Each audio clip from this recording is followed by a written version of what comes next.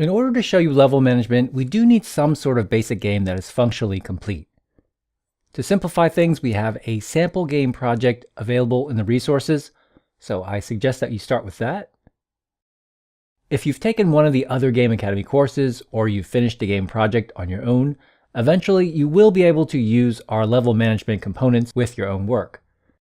The first time through the course, however, I do suggest that you use the stripped down project that we're providing in the resources.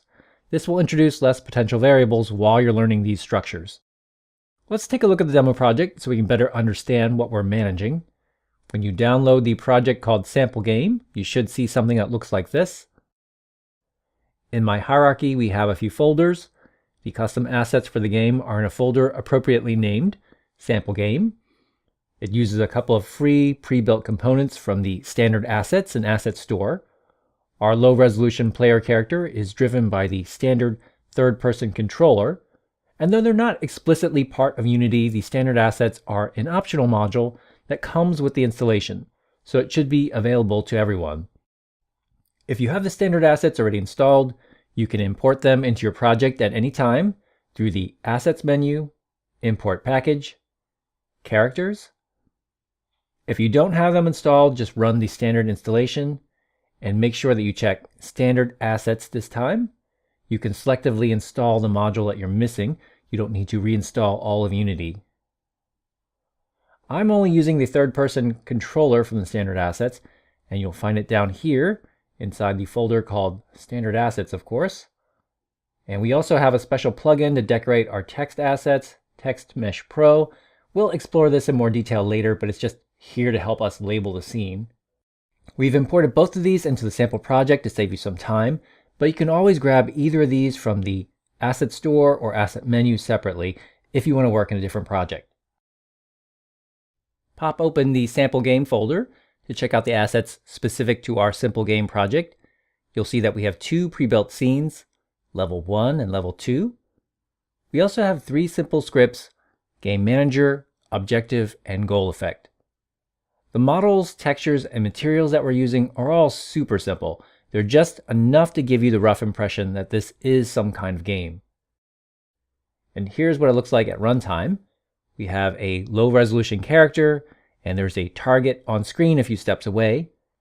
After we beam into the maze, we simply run toward the goal, which is marked by this colored landing pad. Those of you who have done some of the Unity Learn projects probably are familiar with some of these assets, which are just lifted from those same tutorials. As your player hits the center of the goal pad, a small burst of particles tells us the level is complete, and then control of the player is disabled.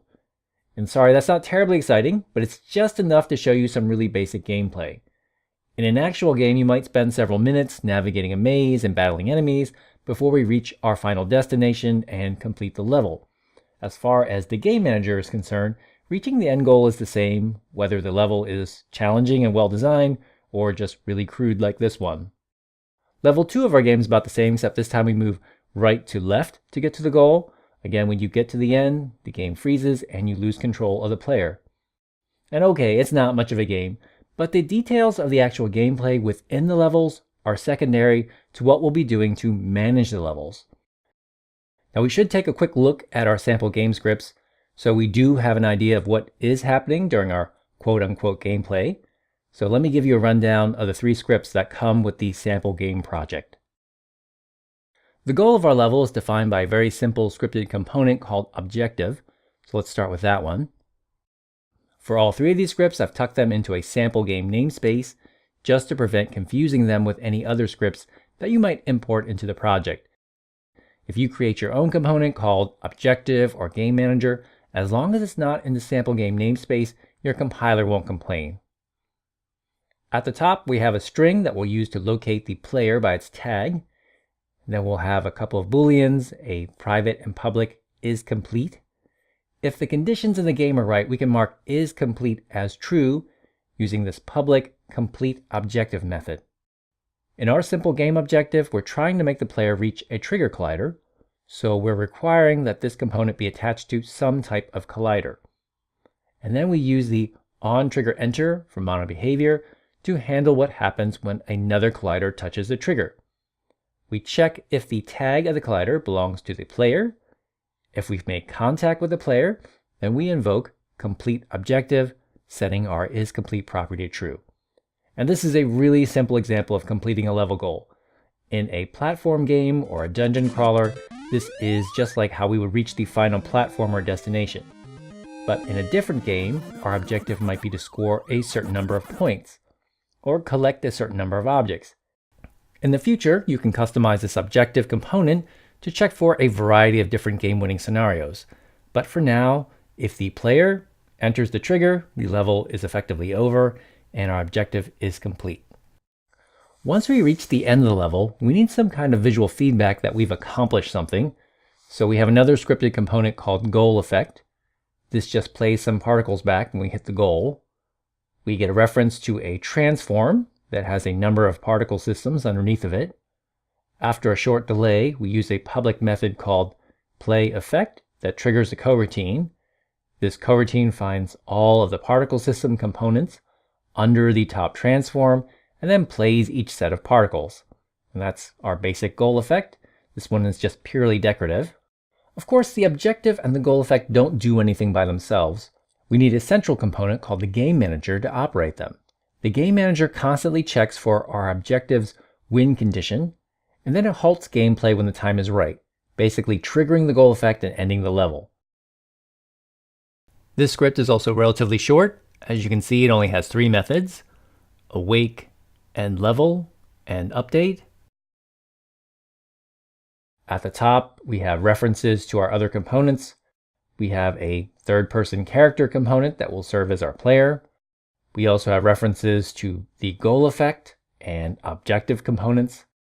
Below that, we have a couple of Boolean fields, a public and a private is game over. We'll use these to flag when the end of game condition has been met. In the awake method, we populate all these components first using object find object of type, passing in the appropriate data type into the generic method. And these lines set up our player, our objective, and goal effect fields. The next method is a custom method called endLevel. These lines right here just disable the player movement. The details of how we do that aren't terribly important, but we have this third-person controller that we disable.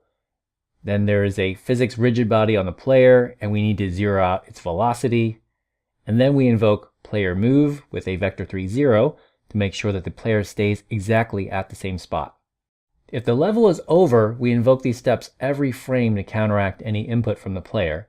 And then at the bottom, we trigger our goal effect's play effect method to signal the end of the level. We only want this to run once, so we protect this little block of code with a flag. Inside of here, we invoke goal effect play effect that sets off our particle system and shows us the level has finished. I'm going to check for what we call the win game condition every frame in the update method. Every frame we check if our objective is complete. If our player reaches the platform, then we've beaten the level. We can invoke end level each frame to stop the player from moving and then end gameplay. Now all 3 of these components are set up in the hierarchy on various game objects.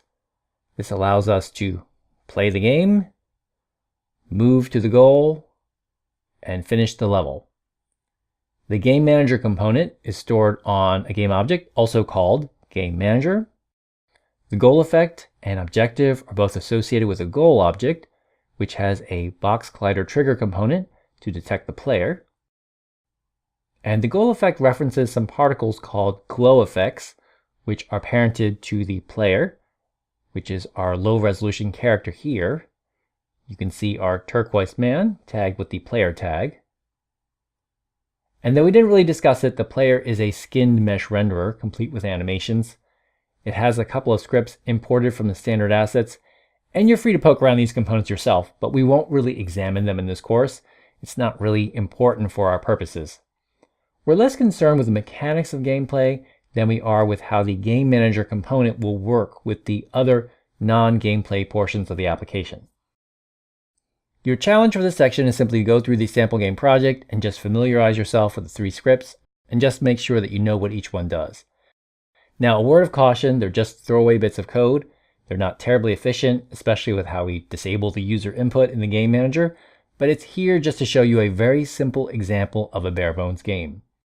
Normally, you would just fill in your own code or gameplay here. However, even if you've designed a completely different game, we would expect to have some similarities to how this project is structured.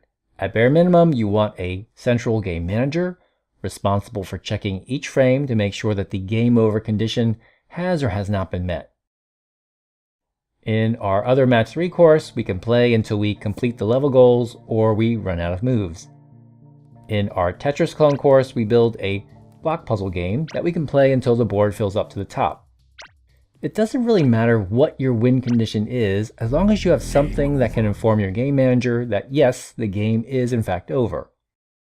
Once we finish the level, that's when our course actually kicks in. We're here to learn about all the stuff that happens in between the levels. And probably the simplest thing we can do right now is just load a new level, so let's do that next. After you've completed the challenge and reviewed the scripts on your own, we'll take a look at the Scene Manager component in the next lesson.